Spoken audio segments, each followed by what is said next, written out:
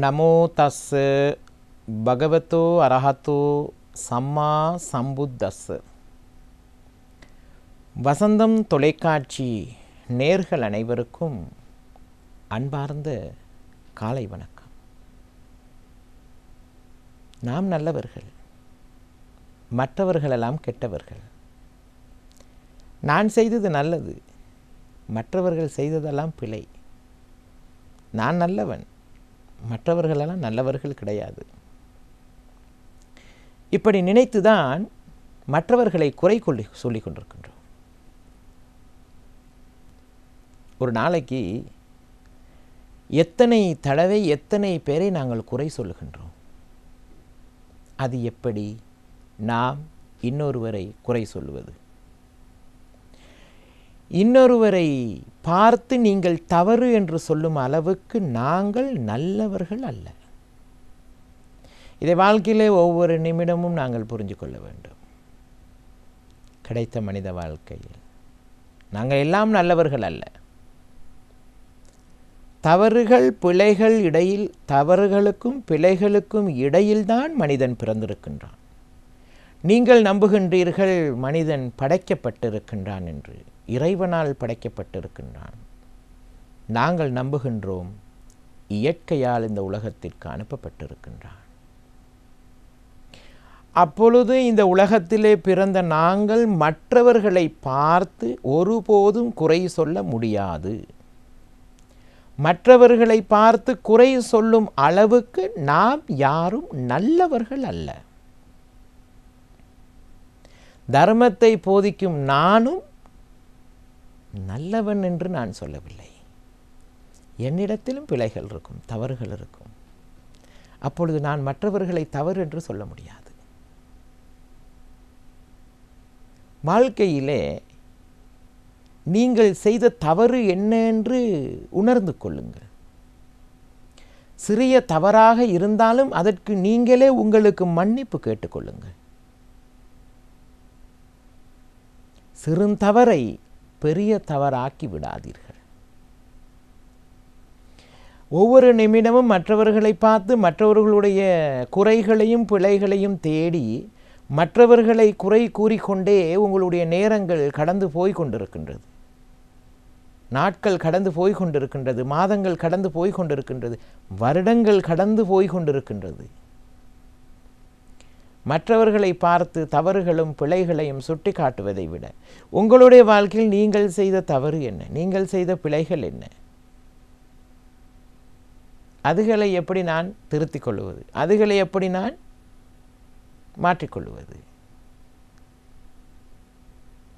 உங்களுக்கு நீங்கள் குருவாக இருந்து பாருங்களேன்.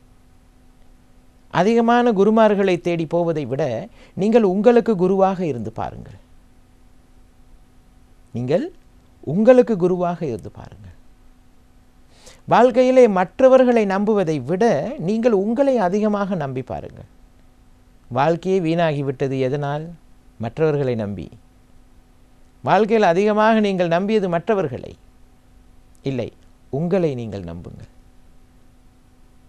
உங்களை நீங்கள் நம்பினால்தான், உங்களுக்கு நீங்கள் குருவாக இருந்தால்தான் உங்கள் வாழ்க்கை சிறக்கும்.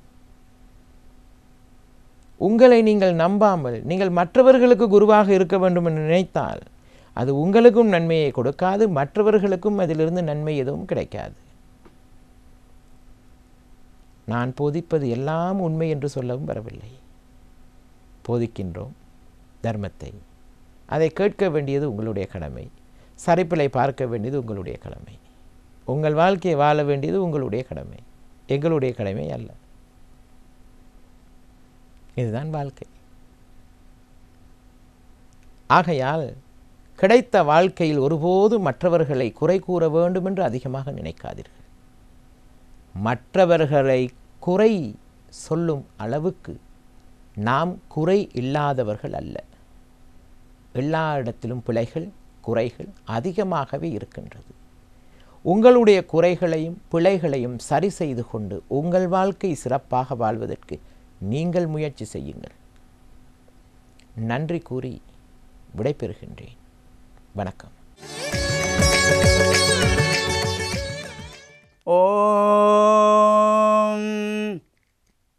சர்வமங்கலமாங்கல்யே சிவே சர்வார்த்தசாதகே சரண்யே த்ரியம்பகே கௌரி நாராயணீ நமோஸ்துதே.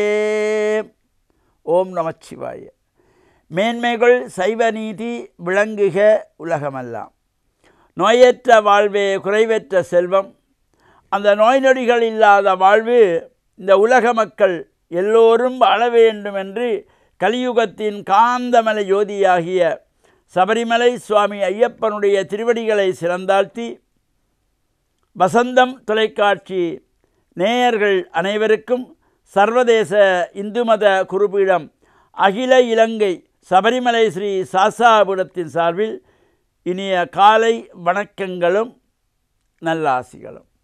இன்றும் மங்களகரமான விஸ்வாவசு வருஷம் சித்திரை மாதம் 4ஆம் நாள் 17/4/2025 வியாழக்கிழமை. இன்று மலர்ந்திருக்கின்ற இன்றைய பொழுதும் நம் எல்லோருடைய வாழ்விலும் எல்லா விதமான சிறப்புகளும் வெற்றிகளும் கிடைக்க வேண்டும் என்று இறைவனை பிரார்த்தித்து இஷ்ட தெய்வங்கள் குலதெய்வங்களை எல்லாம் வழிபாடு செய்வதோடு பெற்றோர்கள் தாத்தா பாட்டி போன்ற பெரியோர்கள் நமக்கு வித்தைகளை கற்றுக் கொடுக்கின்ற ஆசிரியர்கள் குருவானவர்களையும் வணங்கி அவருடைய அன்பையும் ஆசியையும் பெறுகின்ற பொழுது எந்த நாளுமே நமக்கு நல்ல நாளாக அமையக்கூடியது. இன்றைய தினத்திலே இந்த குரு வாரம் என்று போற்றுகின்ற வியாழக்கிழமை. பொதுவாக நாம் இந்த ஆலய வழிபாடுகள் செய்துவிட்டு இந்த நவக்கிரகங்களுக்குள்ளே குபேர திசை என்று போற்றப்படுவது, குபேரன் நமக்கு வேண்டிய செல்வங்களை அள்ளி கொடுக்கின்ற குபேரனுடைய திசை இந்த வடதிசை. குபேரனுடைய திசையை நோக்கி அமர்ந்திருக்கின்ற வியாழ பகவான் குரு பகவான். அந்த வியாழ பகவானுக்கு மஞ்சள் பட்டி சாத்தி மஞ்சள் மலர்களாலே அர்ச்சனை வழிபாடுகள் செய்து மஞ்சள் மலர்களாலே பூமாலை கட்டி கொடுத்து கொண்டல் கடலை நிவேதனமாக வைத்து வழிபாடு செய்கின்ற பொழுது எல்லா விதமான சுகங்களும் கிடைக்குமா.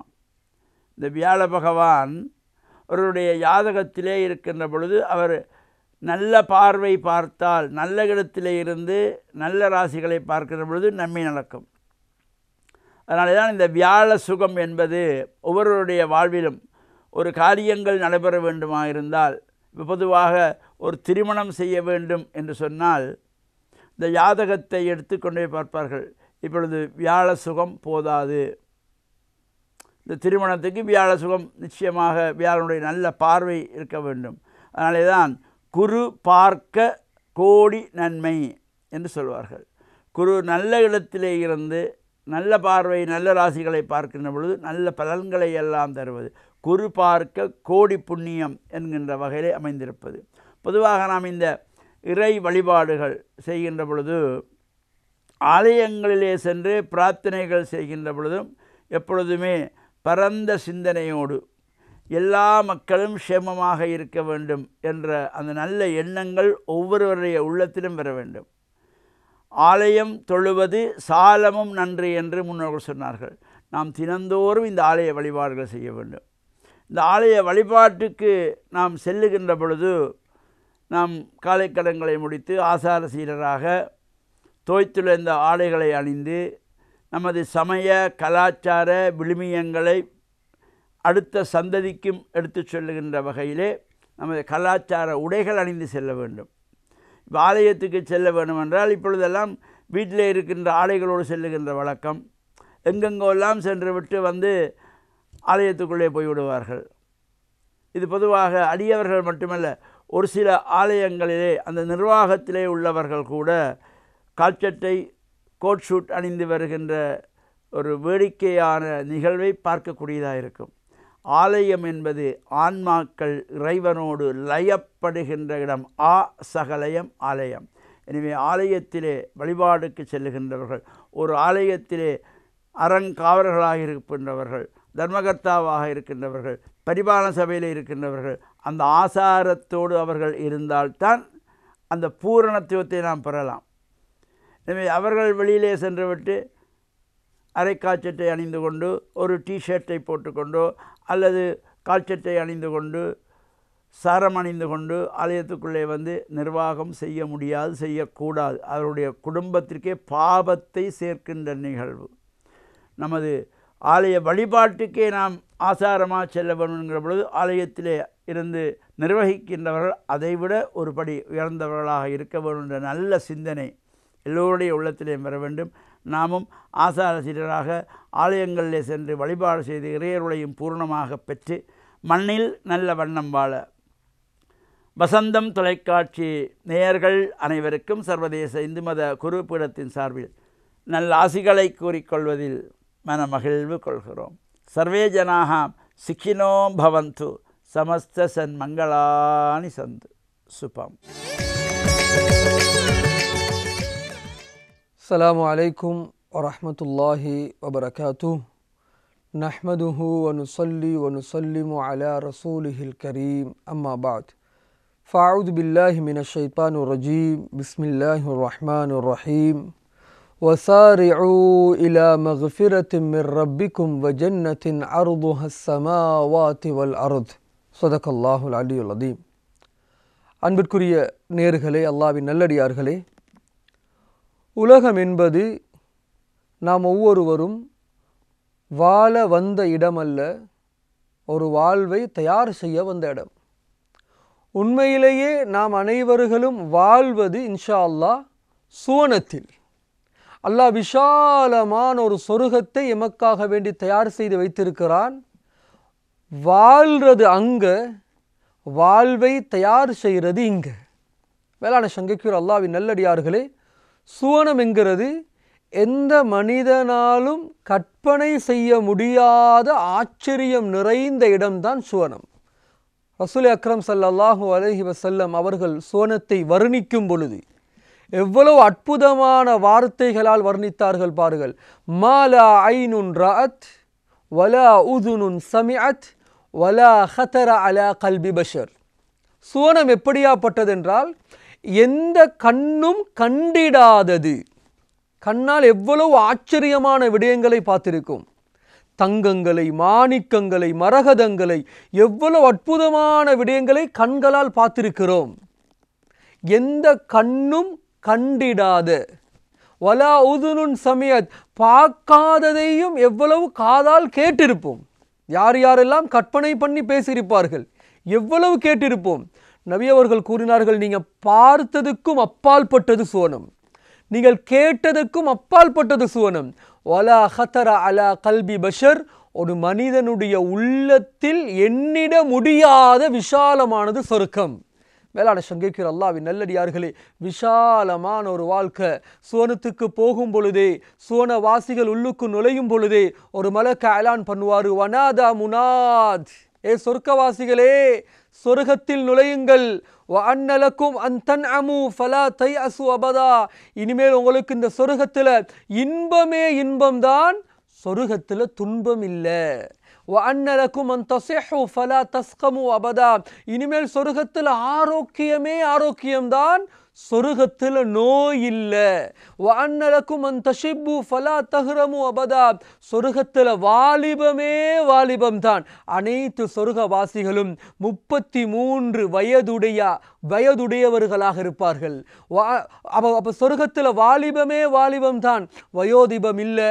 வஅன்னலக்கும் அன் தஹ்யவ் ஃபலா தமூத்து அபதா, சொர்க்கத்தில் உங்களுக்கு ஹயாத்தே ஹயாத்து தான், சொர்க்கத்தில் மௌத்தில்லை.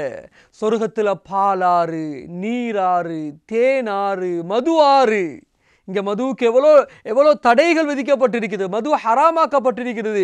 யார் இங்கே மதுவை விட்டு விட்டார்களோ அங்கு மதுவோடு மாதுவையும் அடைவார்கள் என்பதுதான் இஸ்லாம் கூறும் உண்மை. மேலான சங்கைக்குரிய அல்லாஹ்வின் நல்லடியார்களே, கண் குளிர்ச்சியான ஹூர்லின்களை அல்லாஹ் வைத்திருக்கிறான். பார்க்க முடியாத இன்பங்கள், சில விடயங்களை ஆசைப்படுவார். அவருடைய உள்ளம் எண்ணும் பொழுதே பறவைகள் பறந்து கொண்டிருக்கும், இந்த பறவையை சாப்பிட்டால் நல்லா இருக்குமே என்று உள்ளம் உணரும் பொழுதே அவருடைய பார்வைக்கு முன்னால் இருக்கிற பழம் அப்படியே ரோசாவி அவருக்கு முன்னால் உணவாக வந்திருக்கும்.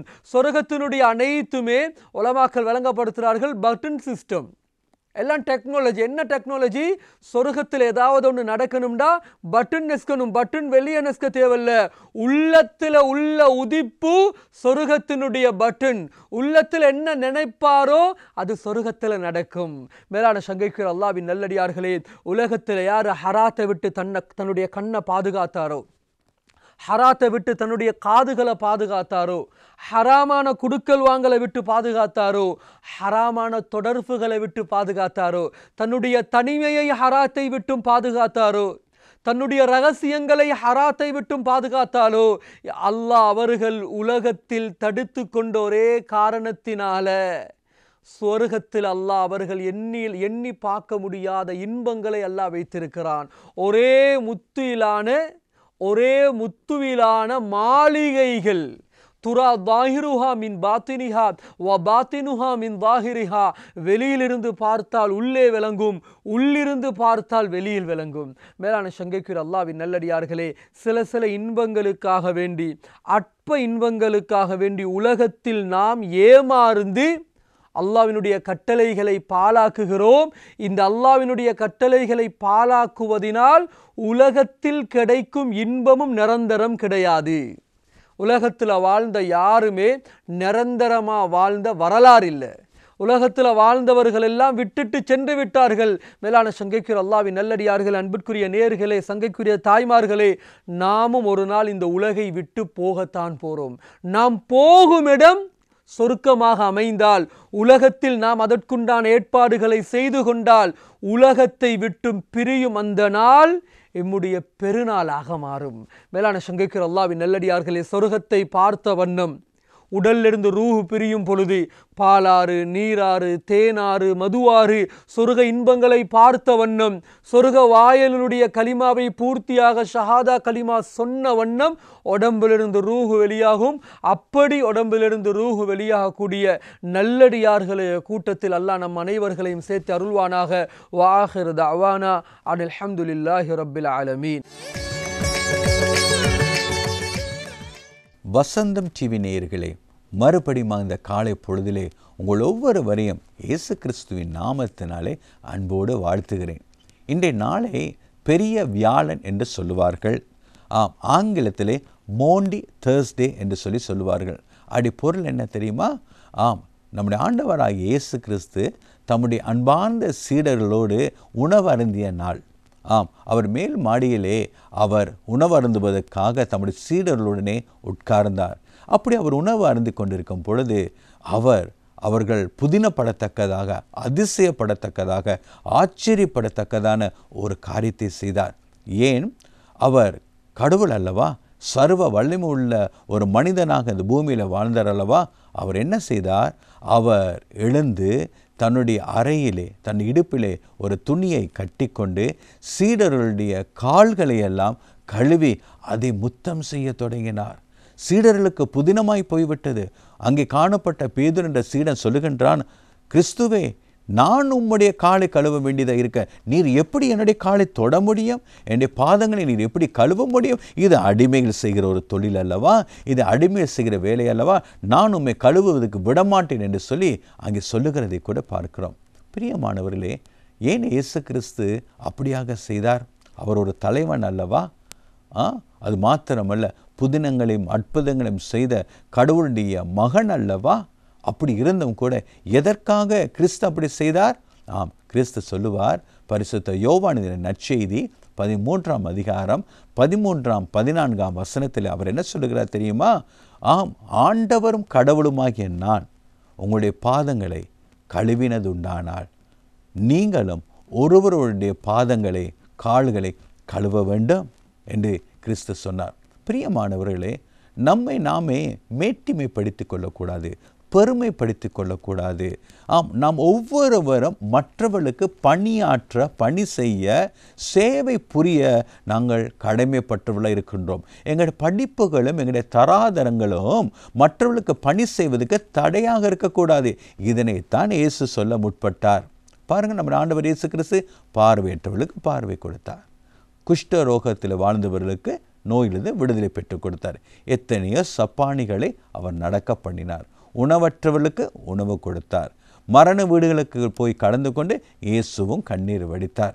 ஆம், பெரிதான செல்வந்தவர்களுடைய மனக்காயங்களை ஆற்றுவதற்காக அவர் வீடுகளுக்கே அவர் கடந்து சென்றார். அது மாத்திரமல்ல, சமுதாயத்திலே ஓரம் கட்டப்பட்டவர்கள், ஒதுக்கப்பட்டவர்கள், அவர்களை பாவிகள் என்று சொன்னார்கள். அப்படிப்பட்டவருடைய வீடுகளுக்கு அவர் தாமாகவே மனமுவந்து சென்று அந்த பாவிகளுடன் தன்னை அடையாளப்படுத்திக் கொண்டு அவருடைய மனநிலையிலே மாற்றங்களை அவர் கொண்டு வந்தார். இப்படிப்பட்ட அந்த இயேசு கிறிஸ்து இந்த பூமியிலே சீடருடைய கால்களை கழுவுகிற அளவுக்கு தன்னை தாழ்த்தினார். வேதம் சொல்லுகிறது, பெருமை உள்ளவர்களுக்கு கடவுள் எதிர்த்து நிற்கிறாராம், ஆனால் தாழ்மை உள்ளவர்களுக்கோ தம்முடைய அருளை கொடுக்கின்றாராம், தம்முடைய கிருபையை கொடுக்கின்றாராம். அப்படியானால் பிரியமானவர்களே, மலர்ந்து விட்டது அல்லவா ஒரு புதிய நாள். இந்த நாளிலே எங்களுடைய படிப்பும் எங்களுடைய தராதரமும் மற்றவர்களுக்கு பணி செய்வதற்கு அது தடையாக இருக்கவே கூடாது. எப்படி பணியாற்ற வேண்டும்?